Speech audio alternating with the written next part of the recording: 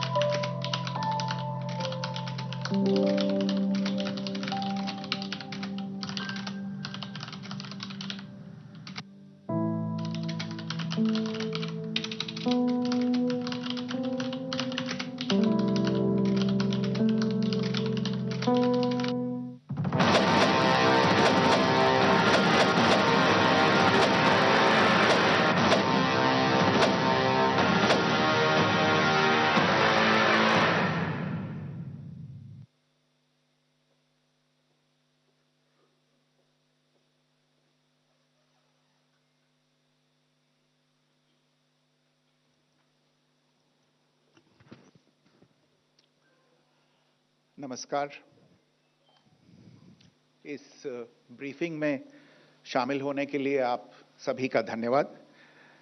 जैसा कि आप सभी जानते हैं, 22 अप्रैल 2025 को लश्कर तैयबा से संबंधित पाकिस्तानी और पाकिस्तान प्रशिक्षित आतंकवादियों ने भारत में जम्मू और कश्मीर के पहलगाम में भारतीय पर्यटकों पर बर्बरतापूर्ण हमला किया। 25 भारतीयों और एक नेपाली नागरिक को कायरतापूर्ण मौत के घाट उतार दिया गया।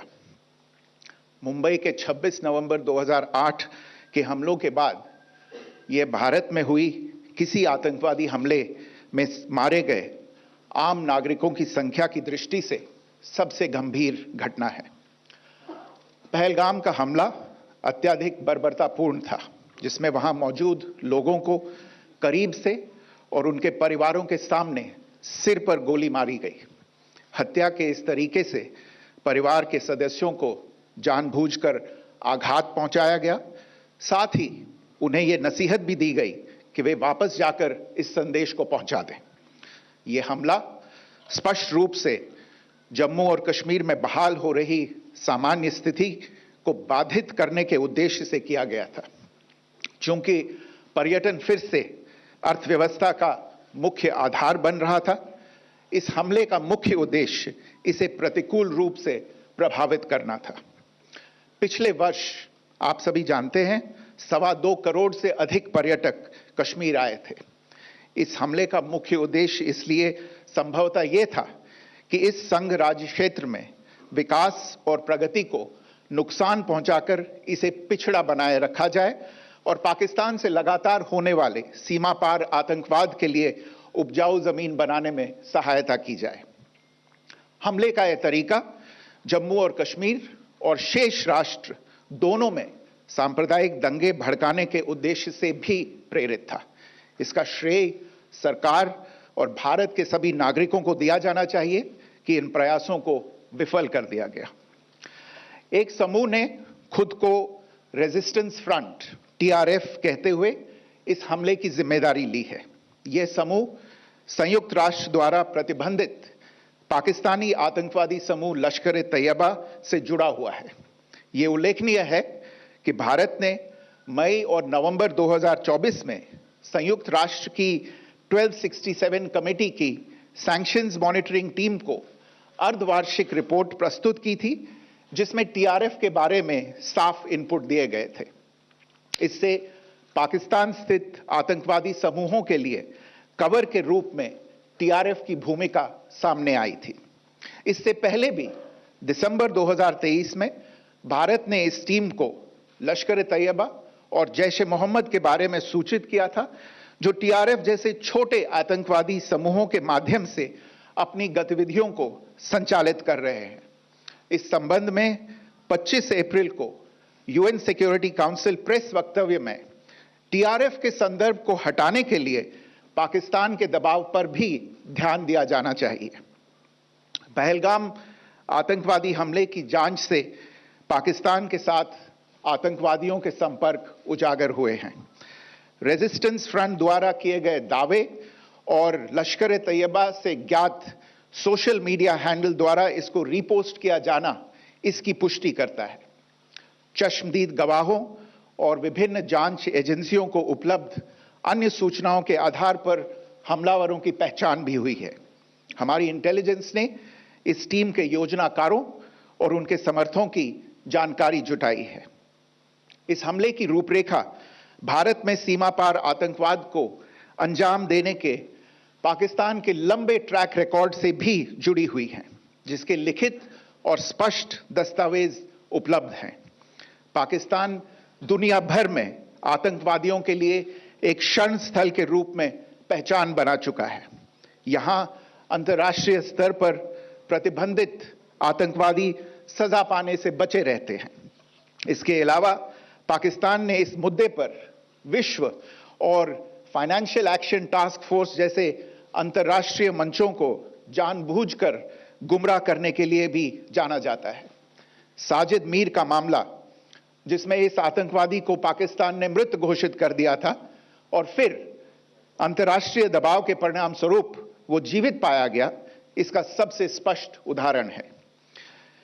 यह स्वाभाविक है कि पहलगाम में हुए इस हमले से जम्मू और कश्मीर के साथ साथ भारत के अन्य भागों में भी आक्रोश देखा गया। हमलों के बाद भारत सरकार ने स्वाभाविक रूप से पाकिस्तान के साथ संबंधों को लेकर कुछ कदम उठाए। आप सभी उन निर्णयों से अवगत हैं जिसकी घोषणा 23 अप्रैल को की गई थी। तथापि यह आवश्यक समझा गया कि 22 अप्रैल के हमले के अपराधियों और उनके योजनाकारों को न्याय के कटघरे में लाया जाए। हमलों के एक पखवाड़े के बाद भी पाकिस्तान द्वारा अपने क्षेत्र या अपने नियंत्रण वाले क्षेत्रों में आतंकवादियों की इंफ्रास्ट्रक्चर के विरुद्ध कार्रवाई करने के लिए कोई स्पष्ट कदम नहीं उठाया गया है। उल्टे वो इनकार करने और आरोप लगाने में ही लिप्त रहा है। पाकिस्तान आधारित आतंकवादी मॉड्यूल्स पर हमारी खुफिया निगरानी ने संकेत दिया है कि भारत के विरुद्ध आगे भी हमले हो सकते हैं। अतः इनको रोकना और इनसे निपटना दोनों को बेहद आवश्यक समझा गया। आज सुबह, जैसा कि आपको ज्ञात होगा, भारत ने इस तरह के सीमा पार हमलों का जवाब देने और उन्हें रोकने तथा उनका प्रतिरोध करने के अपने अधिकार का प्रयोग किया है। यह कार्यवाही नपीतुली, नॉन एस्केलेटरी, आनुपातिक और जिम्मेदारीपूर्ण है। यह आतंकवाद की इंफ्रास्ट्रक्चर को समाप्त करने और भारत में भेजे जाने वाले संभावित आतंकवादियों को अक्षम बनाने पर केंद्रित है। आपको यह भी स्मरण होगा कि 25 अप्रैल 2025 को संयुक्त राष्ट्र सुरक्षा परिषद ने पहलगाम आतंकवादी हमले पर एक प्रेस वक्तव्य जारी किया था, जिसमें आतंकवाद के इस निंदनीय कार्य के अपराधियों, आयोजकों, फाइनेंसरों और प्रायोजकों को जवाबदेह ठहराने और उन्हें न्याय के दायरे में लाने की आवश्यकता पर जोर दिया गया था। भारत की आज की इस कार्रवाई को इसी संदर्भ में देखा जाना चाहिए। Good morning. Thank you all for joining this briefing. As you are all aware, on April 22, 2025, Pakistani and Pakistan-trained terrorists belonging to the Lashkar-e-Taiba carried out a savage attack on Indian tourists at Pahalgam in Jammu and Kashmir in India. They murdered 26 people, including one national of Nepal, causing the largest number of civilian casualties in a terrorist attack in India since the 26 November 2008 attacks in Mumbai. The attack in Pahalgam was marked by extreme barbarity, with the victims mostly killed with headshots from close range and in front of their families. Family members were deliberately traumatized through the manner of the killing, accompanied by the exhortation that they should take back the message. The attack was clearly driven by the objective of undermining the normalcy returning to Jammu and Kashmir. In particular, it was designed to impact the mainstay of the economy, tourism, with a record 23 million tourists visiting the valley last year.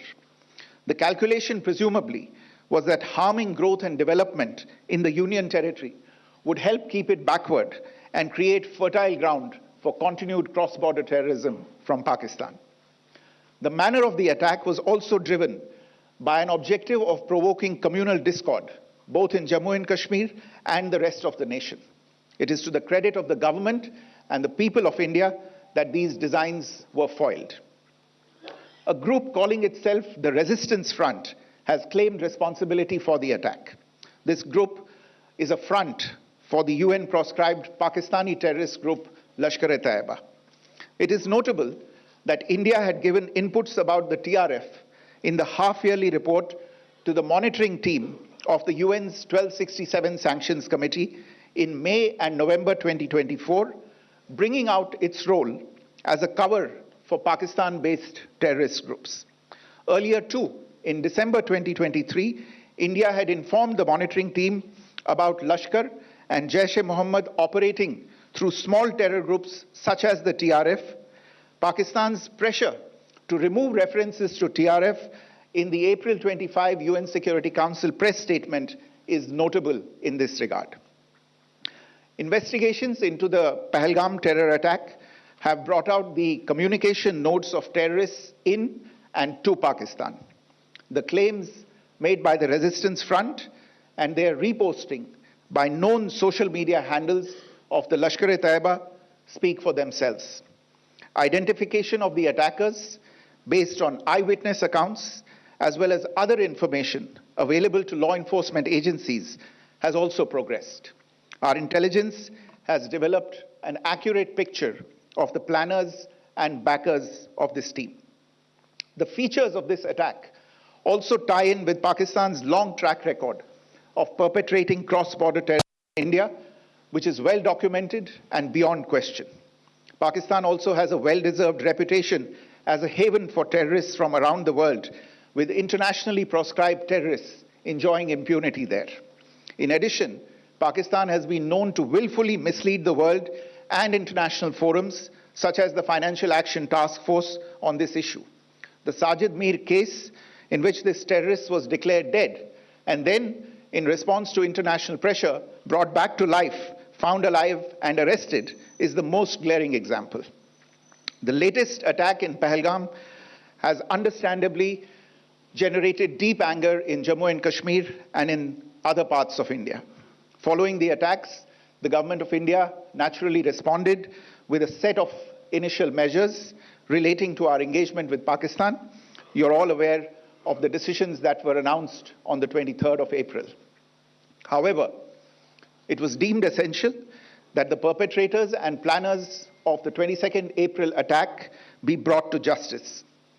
Despite a fortnight having passed since the attacks, there has been no demonstrable step from Pakistan to take action against the terrorist infrastructure on its territory or on territory under its control.